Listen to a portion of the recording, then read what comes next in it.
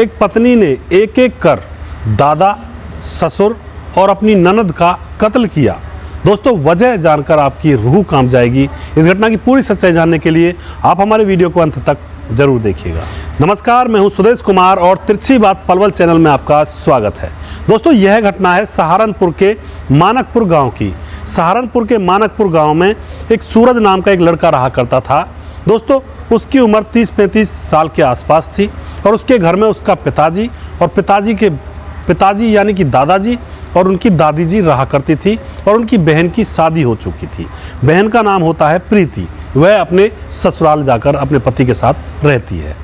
दोस्तों, मामला चल रहा था, उसकी शादी नहीं हो रही थी, तो 2 साल पहले उसके घर वाले उसकी सगाई करते हैं एक लड़की से जो कि पड़ोस के ही गाँव की होती है।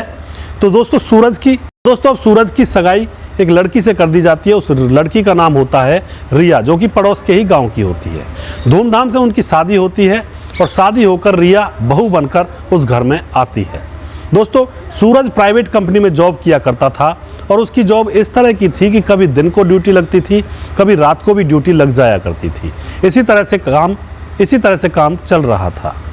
घर के अंदर जब सूरज की ड्यूटी नाइट को होती थी तो घर के अंदर रिया अकेली रह जाया करती थी अपने ससुर और अपने दादा ससुर के साथ। तो दोस्तों, घर के अंदर रिया अपने ससुर और अपने ससुर के पिता यानी कि दादा के साथ और अपनी सास के साथ यानी कि ददिया सास के साथ रहा करती थी।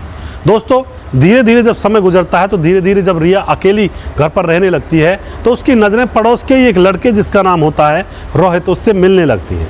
क्योंकि उसके ऊपर पति का ज़्यादा साया नहीं होता, क्योंकि वह ड्यूटी पर ज़्यादा रहता है। तो रिया की बातें रोहित से होने लगती हैं। रोहित और रिया में एक दूसरे में प्यार हो जाता है।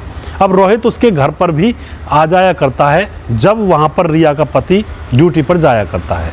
दोस्तों, शाम जैसी होती है तो रिया खाने में नींद की गोलियां मिलाकर सारे परिवार को खिला दिया करती है और फिर सारा परिवार गहरी नींद में सो जाया करता है और पीछे से फिर वह अपने नए प्रेमी रोहित को अपने घर में कमरे में बुला लिया करती है और रात भर उसके साथ रहा करती है और सुबह वह जल्दी ही घर से उसको निकाल दिया करती है। दोस्तों, इस तरह से मामला चल रहा था। घर वालों में से किसी को भी इस बात का मालूम नहीं था, क्योंकि वह तो गहरी नींद में सो जाया करते थे और जो रिया होती है वह अपने नए आशिक के साथ अपने प्यार को अंजाम चढ़ाया करती है। समय गुजर रहा होता है। दोस्तों, एक दिन की बात है, न जाने क्या हुआ, रिया ने शायद हो सकता है नींद की गोलियां खाने में कम मिलाई हों या फिर कुछ और कारण रहा हो। रात को वह अपने सारे घर वालों को नींद की गोली मिलाकर खाना खिलाकर सुला देती है और जैसे ही रात होती है तो अपने आशिक जिसका नाम रोहित होता है उसको अपने घर पर अपने कमरे में बुला लेती है और दोनों ही एक कमरे में अपने प्यार को परवान चढ़ाने लगते हैं। दोस्तों, तभी उसके ससुर की आंख खुल जाती है उनके कमरे में से शोर शराबे को सुनकर। वह खड़ा होता है और ससुर अपने पिताजी को खड़ा करता है और फिर रिया के कमरे की तरफ वो दोनों बाप बेटे जाते हैं। वहां जाकर देख रिया के कमरे में से आवाज़ें आ रही थी। वह रिया के कमरे का दरवाज़ा खोल देते हैं और जब वह अंदर देखते हैं तो उनकी आंखें फटी की फटी रह जाती हैं, क्योंकि उस कमरे के अंदर रिया अपने प्रेमी जो कि पड़ोस का ही था जिसका नाम रोहित था उसके साथ बेड पर लेटी हुई थी। दोस्तों, यह देखकर दोनों बाप बेटे की आंखों में खून उतर आता है और दोनों ही उनको गालियां देने लगते हैं।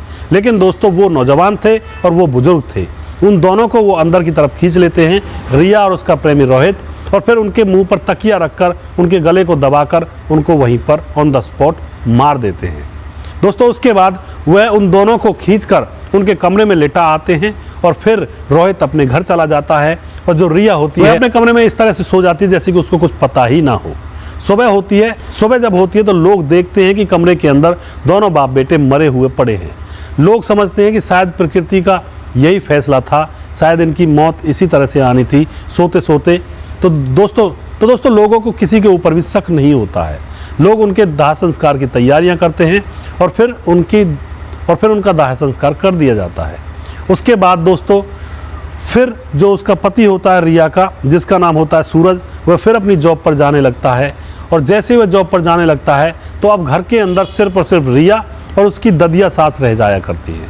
अब वह अपनी ददिया सास को नींद की गोलियां मिलाकर खिला देती है और आराम से अपने प्यार को रोहित के साथ परवान चढ़ाया करती है। इसी तरह से मामला फिर से चलने लगता है।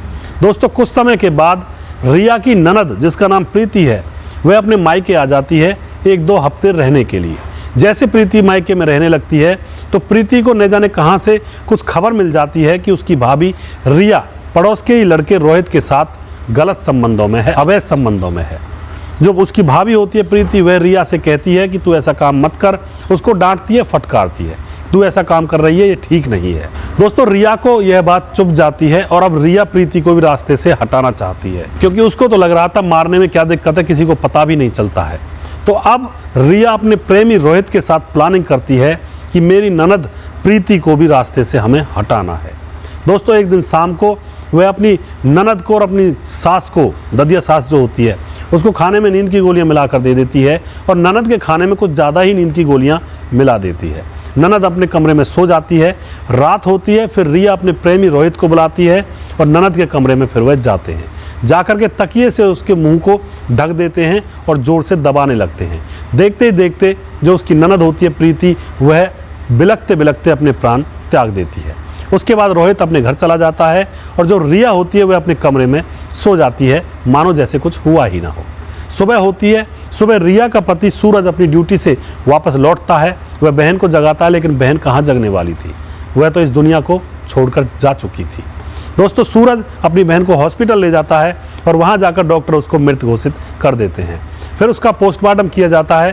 पोस्टमार्टम में डॉक्टर बताते हैं कि इसकी मौत ज़्यादा नींद की गोलियां खाने से और दम घुटने से इसकी मौत हुई है, यानी कि इसको किसी ने मारा है, अपने आप नहीं मरी है। दोस्तों फिर सूरज को और उसकी दादी को सीधा शक रिया के ऊपर जाता है। फिर पुलिस को बुलाया जाता है। पुलिस आते ही रिया को अरेस्ट कर लेती है और उससे सख्ती से पूछताछ करती है।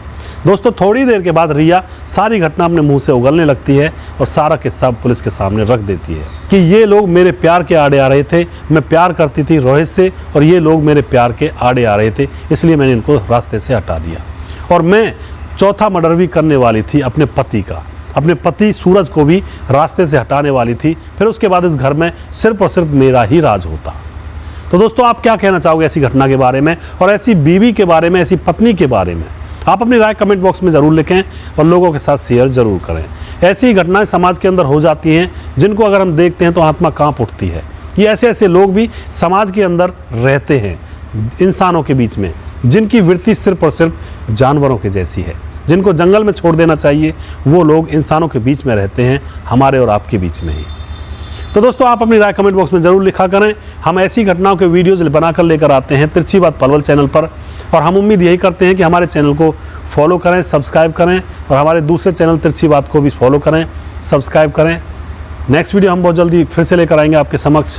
तब तक आप खुश रहें, सावधान रहें, रिश्तों की अहमियत को समझें। जय हिंद, जय भारत।